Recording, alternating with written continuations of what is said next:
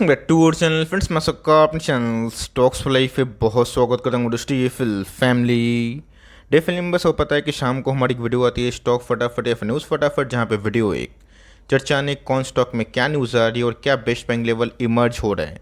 इतना मैं आप सबके लिए होमवर्क करके लाता हूँ। रिक्वेस्ट है वीडियो के एंड तक बनने को। आज के दिन बहुत बड़ी बड़ी अपडेट्स हैं। चैनल फर्स्ट टाइम होंगे सब्सक्राइब कर सकते हैं। इस रही क्वालिटी कंटेंट को सबसे पहले एक्सेस करने के लिए now without telling any for time let's begin.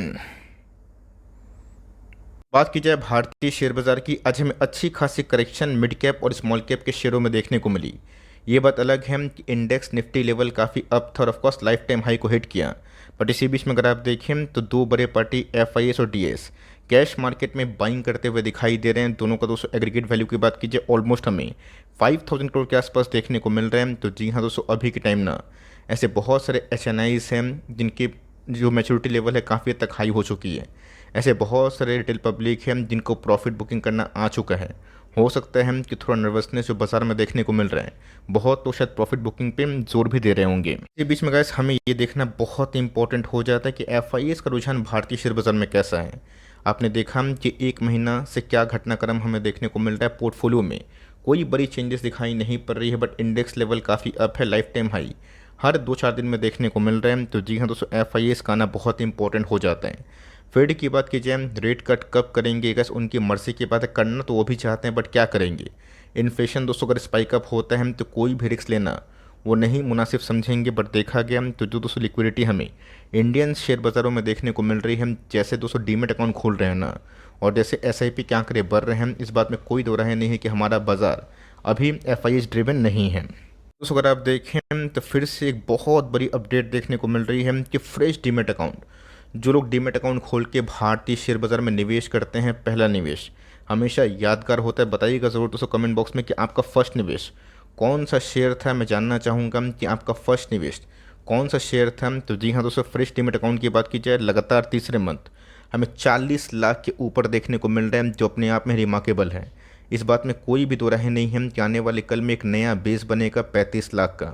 और धीरे धीरे दोस्तों इक्विटी मार्केट की बात की जाए, उनके इन्फ्लोज में काफ़ी तगड़ा उछाल हो सकता है। देखें तो डीमेट अकाउंट की संख्या दोस्तों आपने देखा था कि कैसे तेज़ी से बढ़ते हुए देखने को मिल रही है। इसके पहले वाले मंथ 45 लाख से ऊपर दिखाई दिया था। तो सिंपल सी बात है दोस्तों, जिस हिसाब से बुल मार्केट हमें बहुत सारे सिलेक्टिव इंडस्ट्री में देखने को मिला, जिस बात का सबूत है कि हमें जो फ्रेश फ्लोज की बात की जाए, नए पार्टिसिपेंट्स की बात की जाए, वो तो आएंगे।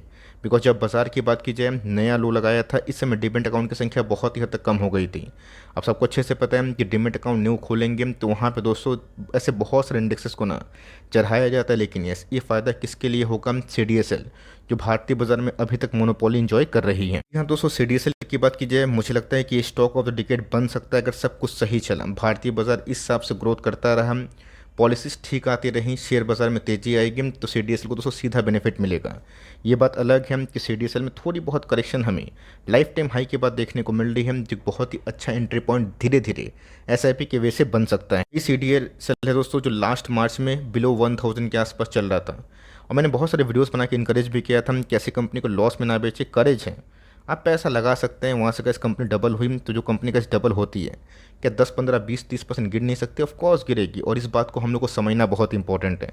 रही बात से डीएसएल की, तो मुझे लगता है कि ऐसी कंपनी अच्छा कर सकती है। इस बाई ऑन डिप्स का फॉर्मूला आप चाहें तो इस शेयर में लगा सकते हैं, बिकॉज नंबर्स ऑफ डीमेट्स अकाउंट खुलेंगे तब कमिंग क्वार्टर नंबर्स भी काफ़ी अच्छे आ सकते हैं। बीच में दोस्तों आरबीआई की बात की जाए, अगर आपने मेरी फर्स्ट वीडियो को नहीं देखा तो मैं रिक्वेस्ट करूँगा कि जाके ज़रूर देखें और आप समझें कि भारतीय बाजार में ऐसा पॉसिबल नहीं है कि निफ्टी भागेगा तो पोर्टफोलियो को भी भागना चाहिए। अगर आप इस मानसिकता से भारतीय बाजार में पैसा लगा रहे हैं, कोई बड़े पैसे नहीं बनेंगे और थक हार के आप पूरा पोर्टफोलियो को बेच देंगे और उसके बाद कंप्लेन करेंगे कि पैसे नहीं बनते। आपको समझना इंपॉर्टेंट है क्यों कभी कभी ऐसा होता है कि बाजार तेज बट पोर्टफोलियो नरम, और कभी कभी ऐसा होता है कि बाजार गिर रहा है जो पोर्टफोलियो काफ़ी भाग रहा है। तो आरबीआई की बात की जाए, जिस हिसाब से गैस मेजर्स ना पेटीएम, आईएफएल सिक्योरिटीज़ की बात की जाए, जेएम फाइनेंशियल पर लगाया गया है ना, बहुत लोग प्रश्न पूछ रहे हैं कि सर क्या आने वाले कल में बजाज फाइनेंस टिकर आउट हो सकता है कि नहीं।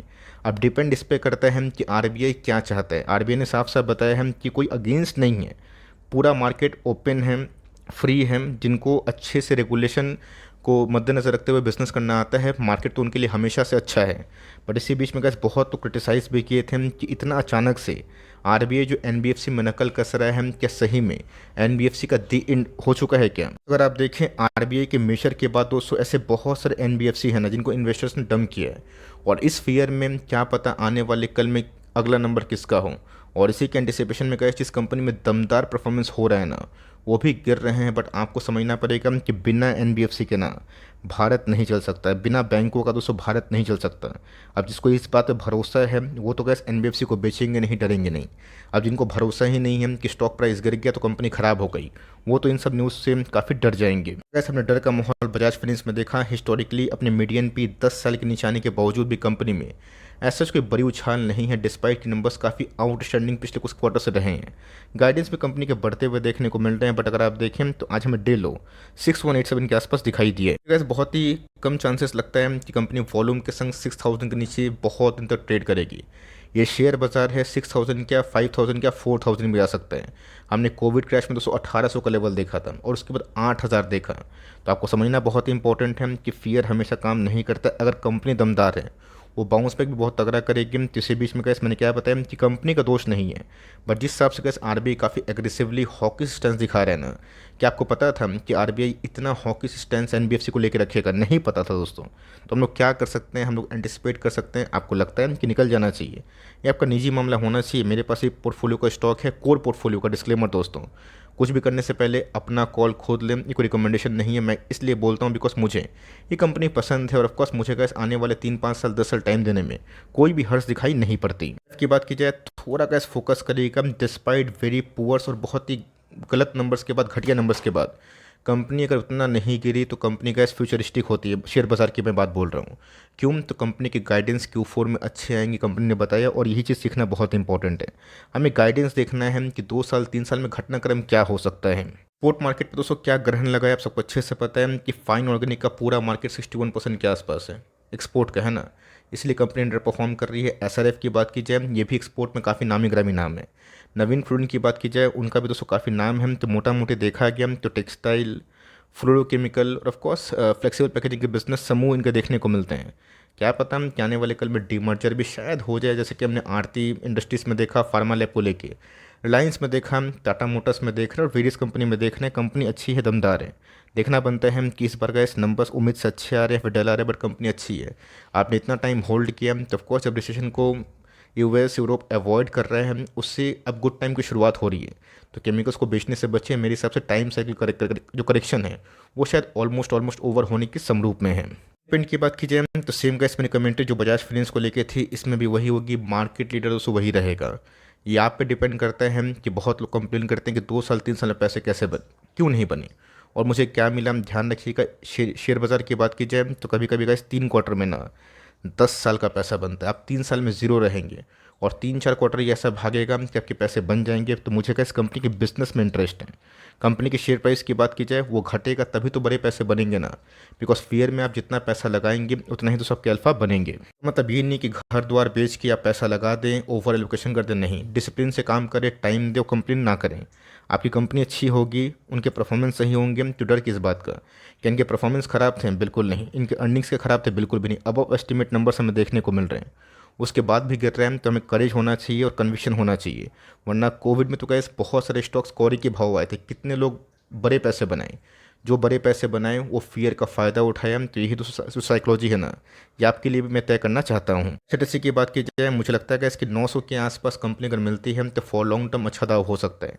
कंपनी के नंबर्स भी सुपर हिट है और जिस हिसाब से गैस आबादी बढ़ रही है, वंदे भारत की बात की जाए वो फुल फॉर्म में आगे बढ़ रहा है। आईआरसीटीसी को बहुत ही फ़ायदा मिल सकता है। गैस देखा होगा कि पिछले 1 महीना में आईआरएफसी, आरवीएनएल और वेरियस कंपनी जो बहुत तेज़ी से भागी थी उसमें थोड़ी बहुत पॉस लग चुकी है। सीटीसी की बात की जाए इसमें उतना बड़ा पॉस इसलिए लगा नहीं बिकॉज ये अर्निंग का बेस बना रही है ना। अब ऐसा नहीं है कि आपके पास आईआरएफसी है, आरवीएनएल है तो पैनिक करके बेच दें। जो इनिशियल लेवल पे खरीदे हैं उनको तो बहुत मुनाफा हो रहा है। हम लोग तो आईआरएफसी की बात की जाए आप वेरीफाई कर सकते हैं 22 से 25 के लेवल पर हमने कितने बार वीडियो बनाया था।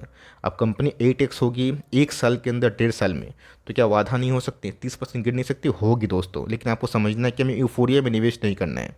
वरना हमारे पैसे कम बनते हैं। तो यहाँ पे गैस वैल्यूएशन की बात की जाए स्टिल एक्सपेंसिव है, 67 की प्राइस टू अर्निंग मल्टीपल पे चल रहा है, बट कंपनी काफ़ी दमदार है बिकॉज मोनोपोली का टैग इस कंपनी में काफ़ी मजबूती से काम करता है। केमिकल की बात की जाए क्या न्यूज़ हमें देखने को मिली, तो जी हाँ दोस्तों, कुछ ऐसी केमिकल्स की न्यूज़ हमें देखने को मिल रही है जिसमें ना जो उनके मार्जिन्स की बात की जाए, जो रॉ मटेरियल प्राइसेस की बात की जाए वो घट रहे हैं, और ऑफकोर्स उनके प्राइसेस की बात की जाए, उनके मटेरियल की जो फाइनल प्रोडक्ट्स है उनके दाम बढ़ रहे हैं, जो गैस हमें कुछ एमाइंस के शेयर्स में देखने को मिला। इसलिए गैस कल बालाजी एमाइंस की बात की जाए काफ़ी भागा था। टाटा केमिकल्स की बात की जाए, चूँकि गैस टाटा ग्रुप में अच्छी खासी तेजी है because of Tata Motors news, शायद ट्रेडर्स ने इसका फ़ायदा उठाया होगा। कंपनी अच्छी है, बहुत ही अच्छी कंपनी है दोस्तों, और ये भी वही 2 साल की कॉन्सलेशन बॉक्स में फंसी हुई है। जिस दिन का इस कंपनी निकलेगी इस लेवल से काफ़ी अच्छा पैसा बन सकता है बिकॉज इनकी कहानी वही होती है, 2 साल 3 साल साइडवेज जाती है और उसके बाद हमें सीधा 2x 3x 4x देखने को मिलते हैं। तो कंपनी अच्छा काम कर रही है और कंपनी की वैल्यूएशन भी गैस काफ़ी इन लाइन है। आप इस कंपनी में निवेशित हैं तो ज़रूर कंटिन्यू कर सकते हो। इन्वेस्टमेंट्स की बात की जाए, काफ़ी दोस्तों अनहैप्पी करके रखा है, रीज़न साफ है बिकॉज अभी भी गैस जो अर्निंग है ना उसमें कुछ बड़ी सरप्राइज़ देखने को नहीं मिल रही है। जो बात सच है उसको बोलने में मुझे कोई भी झिझक नहीं होती है बिकॉज कंपनी ख़राब नहीं है, बट वही कहानी है कि जिस हिसाब से कंपनी भागी थी और जो कंपनी से हम लोग एक्सपेक्टेशन पाला था, तो ऐसा नहीं कंपनी कोई लॉस मेकिंग कर रही है। बट प्रॉफिटेबिलिटी के फिगर की बात की जाए, जब तक इस ईपीएस ब्रेकआउट नहीं होगा तब तक हमें धैर्य के संग इस कंपनी बने रहना है। मैं दोस्तों टाटा एलेक्स से भी 5 साल 4 साल नहीं चला और उसके बाद सीधा 10 गुना हुआ है ना। आप जाके वेरीफाई कर सकते हैं वेरियस चार्ट्स को, जहाँ आपको समझ में आएगा कि आपको ना थोड़ा स्ट्रॉन्ग साइकोलॉजिकल लेवल मजबूत करने की आवश्यकता है बिकॉज मैंने देखा है कि 2 साल 3 साल स्टॉक नहीं चलता है, लोग बेचते हैं और कम से कम 205 साल के नीचे ना आपको समझ में नहीं आएगा कि मार्केट कैसे काम करता है। अगर आप 2-3 साल से आए हैं थोड़ा तकलीफ हो सकता है, बट कंपनी अच्छी है, ख़राब नहीं है। अगर आप टाइम देंगे तो एआई में कंपनी अच्छा काम कर रही है और मेरा ऐसा मानना है कि भविष्य कंपनी काफ़ी उज्ज्वल है। बट वही कहानी है कि एग्जैक्ट डेट टाइम कब भागेगी ये थोड़ा बोलना मुश्किल होता है। इसकी बात की जाए, ये भी गैस बीच में काफ़ी ट्रोलिंग का शिकार हो रहा था कि सारे न्यूज़ तो अब आ गए हैं, अब कंपनी नहीं भागेगी। फिर से गैस कंपनी भागते हुए देखने को मिल रही है। पिछले कुछ समय से मैं रिलायंस को इसलिए कवर कर रहा हूँ बिकॉज इसका भागना इंडेक्स को ट्रिगर करता है, और आज भी हमें रिलायंस 3000 के नीचे देखने को मिला था। अच्छी खासी बाउंस बैक देखने को मिली, जो गैस इस बात का सबूत है कि रिलायंस को अभी इंडेक्स में काफ़ी वेटेज के संग जो ट्रेंड है वो काफ़ी अब दिखाई दे रहा है। बात फ्रेश एंट्री की, एसआईपी टाइप आप कर सकते हैं, बहुत बड़ा निवेश का इस लेवल पे करना सही नहीं है। अगर आप करते हैं तो 2850 का स्टॉप लॉस लेके काम करें। अगर आप पोजिशनल काम करना चाहते हैं, रही बात होल्डिंग है तो कंटिन्यू करें। कभी ये भागेगा तो कभी दूसरी ब्लू चिप कंपनी भागेगी, इसी को दोस्तों हम लोग ना प्रॉपरली इंडेक्स मैनेजमेंट बोलते हैं। कल की बात की जाए, बिल्कुल भी गैस पैनिक की आवश्यकता नहीं है। जब आपने इतना टाइम होल्ड किया है और जब नंबर्स इतने अच्छे आ रहे हैं, आने वाले कुछ क्वार्टर्स में गैस टाइम देना इंपॉर्टेंट है बिकॉज मैं बहुत सारे स्टॉक्स को देख रहा हूँ ना जिनके अर्निंग्स तो अच्छे आ रहे हैं बट रेट सेंसिटिव है। जब तक गैस रेट कट नहीं होगा, इन सब कंपनी का जो पीक टाइम है ना वो थोड़ा सा आने में डिले हो सकता है। रेट कट की बात की जाए बहुत दूर अब नहीं है, एक आध क्वार्टर के समय की बात की जाए, अगर आप उतना झेल सकते हैं तो मेरा ऐसा मानना है कि आपको लॉस में निकलने की आवश्यकता नहीं होगी। बात कंपनी की, वही दोस्तों एग्जैक्ट डेट टाइम किसी को पता नहीं, बट कंपनी अच्छी है। बीच में तो कैसे एक समय बहुत बड़ी पैनिक हुई थी, मैंने उस बार बहुत बड़ा वीडियोस बनाया था। कंपनी का ब्रेकआउट दी, फिर गिरी, फिर से ब्रेकआउट हुआ और फिर से हमें साइडवेज पैटर्न देखने को मिल रहे हैं। तो बहुत ही स्ट्रॉन्ग सपोर्ट की बात की जाए, अगर आप देखें बेस 1 2 3 4 5 और ये छठा, ये बहुत ही स्ट्रॉन्ग दोस्तों जो बेस है ये फॉर्म करते हुए देखने को मिल रही है। इसके नीचे आएगा तो पैनिक बन सकता है, बट ये अपने आप में गैस स्विंग ट्रेड का बहुत ही इंपॉर्टेंट लेवल है। इधर पे गैस आप चाहें तो बाई लो सेल हाई एक सर्टन स्टॉप लॉस से कर सकते हैं, या फिर अगर आप लॉन्ग टर्म इन्वेस्टर हैं तो इन सब का फ़ायदा आप लॉन्ग टर्म के लिए उठा सकते हैं। कंपनी की बात कीजिए, एडटेक में अच्छा काम करती है, बट यस प्राइवेसी को लेके अगर कुछ नेगेटिव न्यूज़ आती है तो शायद कंपनी थोड़ा सफ़र कर सकती है, बट कंपनी ओवरऑल काफ़ी अच्छी ग्रोथ मेकिंग। बात की जाए मुथूट फाइनेंस की, ये भी दोस्तों एक शानदार कंपनी है। कल बीती रात को मैंने इसके और मनप्पुरम फाइनेंस के ऊपर एक कवरेज थी, वो बताया था कि कैसे गोल्ड के प्राइसेस से इन सबको काफ़ी फ़ायदा होता है। हिस्ट्री की बात की जाए तो जब भी दोस्तों गोल्ड के प्राइस काफ़ी बढ़ते हैं ना, इन सब स्टॉक्स में काफ़ी तेज़ी आती है। बट इस बार चूँकि एनबीएफसी में थोड़ा ग्रहण देखने को मिल रहा है, जिसकी वजह से प्रीमियम थोड़ा कम दिखाई दे रहा है। देखा गया तो कंपनी का फंडामेंटली काफ़ी स्ट्रॉन्ग है, और मैंने क्या बताया कि आपको समझना बहुत इंपॉर्टेंट है कि बाजार के संग ना आपका साइकोलॉजी कैसे मैच होता है। कल के दिन की बात की जाए, ये इंट्राडे में 15% ऊपर था, बट चूँकि आरबीआई थोड़ा सा हॉकिश है एनबीएफसी को लेके, शायद इसीलिए प्रीमियम नहीं मिल रहा है। बट कंपनी अच्छी है, फंडामेंटली स्ट्रॉन्ग है। आपके पास अगर ये है मनप्पुरम है तो मैं बोलूँगा कि आपको होल्ड करना चाहिए, बिकॉज आपने इतने क्राइसिस भरे माहौल में होल्ड किया है। आने वाले कुछ टाइम की बात की जाए, चाहे वो आरबीआई हो फेड है, रेट कट तो गैस करना ही पड़ेगा, वरना यूएस यूरोप रिसेशन में और चला जाएगा। तो रही बात कंपनी की अच्छी, आप टाइम देंगे तो अच्छा रिजल्ट मिल सकता है। इस पाइप एंड फिटिंग की बात की जाए, वही दोस्तों कहानी मैं बोलूँगा कि कंपनी के अर्निंग्स की बात की जाए और प्राइस टूर्निंग की बात की जाए, ये समझना बहुत ही इंपॉर्टेंट है। कंपनी 228 के पी मल्टीपल पे मिल रही है, जो अपने इंडस्ट्री से सस्ता भाव पे है। बीच में तो कैसे प्राइस मल्टीपल 70 के आसपास गया था, बिकॉज कंपनी के प्रॉफिट काफ़ी कम हुए थे, बट धीरे धीरे कैसे प्राइस टूर्निंग का मल्टीपल काफ़ी हद तक कम हो चुका है। इसमें कैसे पैनिक का माहौल था, तो कंपनी 500 के आसपास बॉटम लगाई थी और उसके बाद बाउंस बैक हुआ, 750 के आसपास भी गई, बट फिर से कैसे कंपनी के अंदर अगर आप देखें तो गिरावट हमें देखने को मिल रही है। 550 का एक साइकोलॉजिकल सपोर्ट के बाद अगर उसको सस्टेन नहीं कर पाती है तो थोड़ा बहुत पेन होगा। लेकिन यस, इस क्वार्टर के नंबर्स खास करके Q4 के जितने भी पाइप एंड पीवीसी के बिजनेस से फोकस करिएगा, बिकॉज ये कैसे इनके पीक सीजन होते हैं। रही बात कंपनी की, तो फंडामेंटली काफ़ी स्ट्रॉन्ग है, काफ़ी कैशिश कंपनी है। टाइम के अलावा दोस्तों हमारे पास कोई दूसरा ऑप्शन नहीं है। कैप की बात की जाए तो जी हाँ दोस्तों, बीच में काफ़ी पैनिक हुई थी, बट उसके बाद फिर से रिकवरी हमें देखने को मिल रही है। अब आईटी रेट की न्यूज़ की बात की जाए, लोग भूल चुके हैं। अब तो दोस्तों लोग थोड़ा सा वेट करेंगे कि Q4 के नंबर्स कैसे आ रहे हैं। Q4 के नंबर्स की बात की जाए, उसमें थोड़ी क्लैरिटी आती है, तो मेरा ऐसा मानना है कंपनी फिर से बाउंस बैक करने के लिए ओके है। अगर आपने नहीं बेचा तो अच्छी बात है, कंपनी बेचने लायक नहीं है पैनिक में। अब आपका निजी मामला है कि आपको वो जो न्यूज़ है उसका कितना इम्पैक्ट हुआ है। ओवरऑल इस कंपनी के बैलेंस शीट की बात की जाए, मुझे बहुत ही सुपर लगते हैं, आज से नहीं, तभी कंपनी 800 के आसपास से चलती थी। गुड की बात की जाए, वही कहानी है, जितना दोस्तों कंपनी गिरती है लोग काफ़ी पैनिक करते हैं, बट जो सही इन्वेस्टर है ना, उनको समझ में आता है कि प्राइस टर्निंग की फॉल होती है, जो अल्फ़ा बनाने का ना एक बहुत ही अच्छा मशीन है। तो कंपनी के वैल्यूएशन की बात की जाए, जिस समय 100 के पी के मल्टीपल में चल रहा था, आज का इस गिर के 60 के आसपास है। कंपनी कैसे स्मॉल कैप है, ऐसा नहीं कि हर बार चलेगी, बट जब चलती है तो सीधा डबल ट्रिपल होती है। कहानियों में देखने को मिलती है। इस कॉन्सुलेशन से गैस नफरत मत करिए, जो गैस नफरत करते हैं ना उनको असली में कुछ मिलता नहीं। आपको कंपनी अच्छी लगती है तो टाइम दीजिए, आपको रिजल्ट मिलेगा। कंपनी की कॉल सुना करिए, जो कंपनी का बुलिश कमेंट्री करती है वो डिलीवर भी करती है। उस पर टाइम अगर आप देते हैं तो लॉन्ग टर्म में वेल्थ क्रिएट होगा, वरना इतना आसान शेयर बाजार है नहीं दोस्तों कि आपके हर बार हमारे मुताबिक ही बाजार और शेयर चले। गेल की बात की जाए, कल काफ़ी पैनिक था, आज फिर से हमें बाउंस बैक 4% के आसपास दिखाई दे रही है। गेल दोस्तों एक जेम कंपनी है, जो कि मैंने आज से नहीं बहुत पहले से कवर किया, बताया भी है। हमारे बाइंग प्राइस अगर इस कंपनी 10-12 गुना हो चुके हैं ना।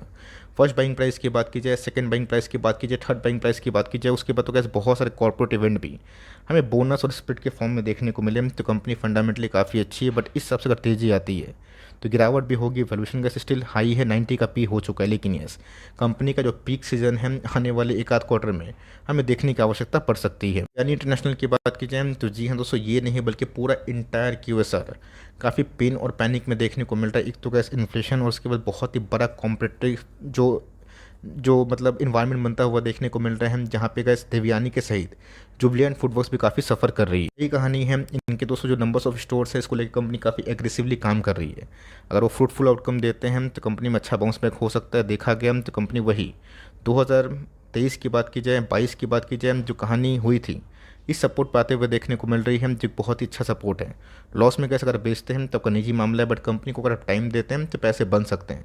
थोड़ा स्लो बनेंगे, बट ये जब कंपनी इंप्लीमेंट कर लेगी नंबर्स ऑफ न्यू स्टोर्स, तो शायद इनमें एक अच्छी खासी उछाल भी हो सकती है। वीडियो कैसे अच्छी लगी तो प्लीज़ लाइक करिएगा, और चैनल फर्स्ट टाइम होंगे सब्सक्राइब करके बेल आइकन को प्रेस करना भी ना भूलिएगा। दोस्तों मिलते हैं जल्दी ही, तब तक के लिए bye. Thanks for listening friends, God bless you all.